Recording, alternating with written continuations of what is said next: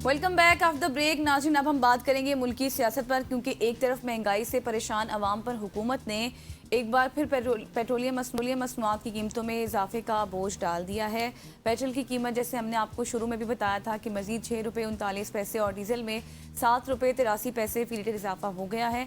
अब ऐसे लगता है कि अवाम पर महंगाई का एक नया बम रोज़ाना की बुनियाद पर ही गिराया जा रहा है। दूसरा, हमने पैकेजेस की बात की थी, वो भी बढ़ा दिए हैं, जबकि हर इजाफे के साथ आप देखें कि ट्रांसपोर्ट, फिर अशिया ज़रूरिया की कीमतें, रोज़मर्रा इस्तेमाल की दीगर चीज़ें भी महंगी होती जा रही हैं। फिर आप दूसरी तरफ देखें कि आज़ाद जम्मू कश्मीर के इंतखाबात के हवाले से अगर हम देखें, वहाँ पे सियासी मैदान भी गर्म हो चुका है। पाकिस्तान मुस्लिम लीग नून की क़यादत पुरएतमाद नज़र आ रही है। नवाज शरीफ साहब ने वाज़ेह पैगाम दिया है कि हर हाल में हम आज़ाद कश्मीर में नून लीग की हुकूमत ही बनेगी। अगर बात करें पाकिस्तान पीपल्स पार्टी के हवाले से, तो चेयरमैन बिलावल भुट्टो जरदारी मुसलसल मुस्लिम लीग नून को तनकीद का निशाना बना रहे हैं।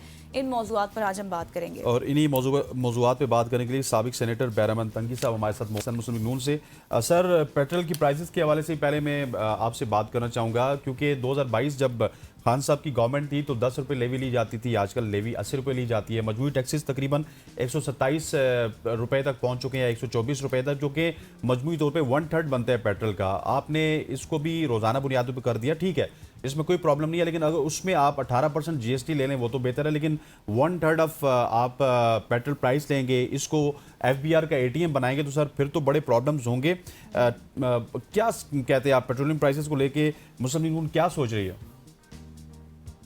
बिस्मिल्लाहिर्रहमानिर्रहीम। देखिए, जहाँ तक पाकिस्तान मुस्लिम लीग नून की हुकूमत है और इन हालात में पेट्रोल की कीमत बढ़ाना और आवाम पे बोझ डालना, जहाँ तक जो बार बार आप जैसे साथी जो कि खैबर पख्तूनख्वा में पाकिस्तान की सियासत पर गहरी नज़र रखते हैं, तो मैं समझता हूँ कि कोई भी इलेक्टेड हुकूमत, कोई भी अवामी हुकूमत नहीं चाहते हैं कि हम आवाम पे बोझ डालें और गरीब आवाम को मुश्किलात से दो चार करे।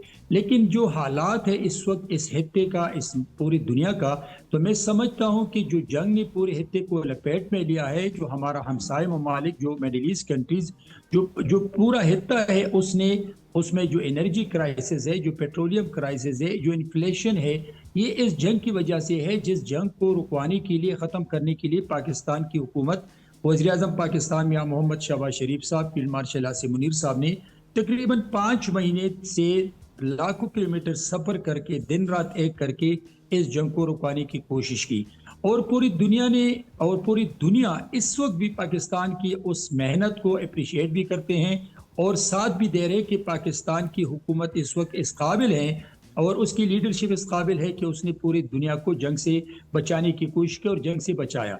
जो अभी तक उसमें जो फुल टाइम, मतलब कि जो फुल कामयाबी है वो नहीं मिली है, लेकिन जो सोच है वो पाकिस्तान की हुकूमत की और फील्ड मार्शल आसिम मुनीर साहब की है कि इस जंग को रुकवा दे।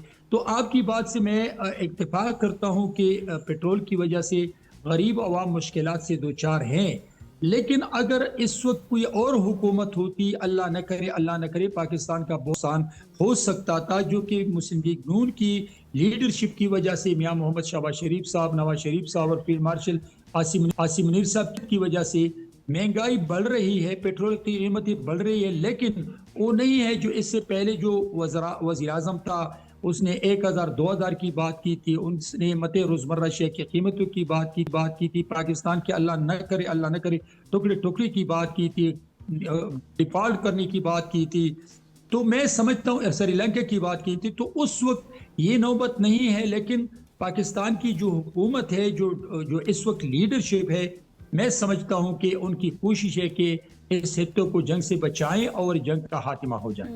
सही सर, आपकी बात बिल्कुल दुरुस्त है।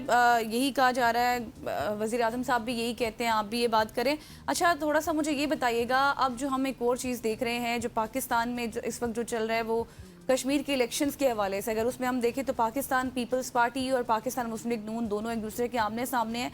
पहले हमने इलेक्शंस कैंपेन में देखा, जीबी में भी एक दूसरे पर तनकीद हुई, बिलावल भुट्टो साहब भी तनकीद का निशाना बना रहे हैं, ख्वाजा आसिफ साहब को भी वो कह रहे थे कि निकाल देना चाहिए, फिर कल भी हमने सुनी, फिर नून लीग भी इसी तरह से बातें करी है। सर, ये क्या आवाम को बताने की कोशिश की जा रही है? इसका असर कोई पड़ सकता है बलोचिस्तान में, जहाँ पर आप मुश्तरका हुकूमत बनाए हुए हैं, फिर जीबी में भी ऑलमोस्ट और फिर वफाक में भी?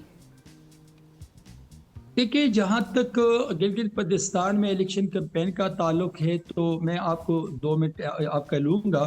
دیکھیے آپ دونوں تقاریر دیکھ لیں کہ میاں محمد نواز شریف صاحب نے جو تقریر کی تھی اس نے کہا تھا کہ میں کسی پہ الزام نہیں لگاتا ہوں، میں کسی پر کرٹیسزم نہیں کروں گا، بلکہ میں اپنی کارکردگی پر عوام سے چاہتا ہوں کہ مجھے موقع دے دے، مجھے ووٹ دے دے. دوسری طرف بلاول بھٹو زرداری صاحب کی ان تقاریر کے الفاظ آپ دیکھ لیں، کبھی بابو کا لفظ، کبھی مہمان کا لفظ. تو میں سمجھتا ہوں کہ ایک پارٹی کے چیئرمین کو یہ ان کے شان ہی نہیں ہے کہ ایک پارٹی کے بڑی پارٹی کے چیئرمین ایسے الفاظ استعمال کرے اس لیڈر کی جو 3 دفعہ پرائم منسٹر ہو چکا ہے اور اس وقت پاکستان پیپلز پارٹی اور مسلم لیگ نون اتحادی ہیں.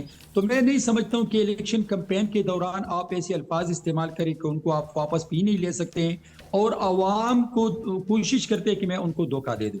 ابھی کشمیر میں بلاول بھٹو زرداری صاحب کی جو کمپین ہے آپ کو زیب نہیں دیتا ہے کہ آپ خواجہ آصف کو کابینہ سے نکالنے کی بات کرے، ان پہ الزامات لگا دے، میاں نواز شریف صاحب پہ الزامات لگا دے.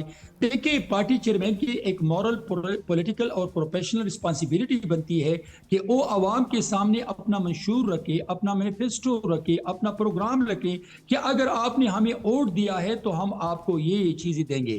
دوسری طرف اگر اس وقت 2 صوبوں میں پیپلز پارٹی کی حکومت ہے تو وہ مثالیں دے دے کہ اگر آپ لوگوں نے ہمیں ووٹ دیا تو 18 سال ہم نے جو کراچی کو اور سندھ کو جو کچھ دیا ہے، جو کارنامے ہم نے دیے ہیں، عوام کو پینے کا صاف پانی دیا ہے، وہاں پر ہم نے کچرا اٹھایا ہے، وہاں پر صفائی دی ہے، صحت اور تعلیم دے رہے. تو اگر کشمیر کے عوام نے ہمیں منتخب کیا اور ہمیں موقع دیا تو ہم وہ چیزیں ٹھیک سب ہو گیا سر. کشمیر میں کریں گے. امید ہے کہ نون لیگ کشمیر کی عوام کی منگوں کو جو ہے وہ پورا کرے گی. Thank you so much senator صاحب، آپ ہمارے ساتھ موجود تھے. سینیٹر ریٹائر بیرامند تنگی موجود تھے جو کہ اپنے خیالات کا اظہار کر رہے تھے. یہاں پہ وقت ہوا چاہتا ہے ایک شارٹ سی کمرشل بریک کا بریک لیتے ہیں، واپس آتے ہیں، ہمارے ساتھ رہیے گا.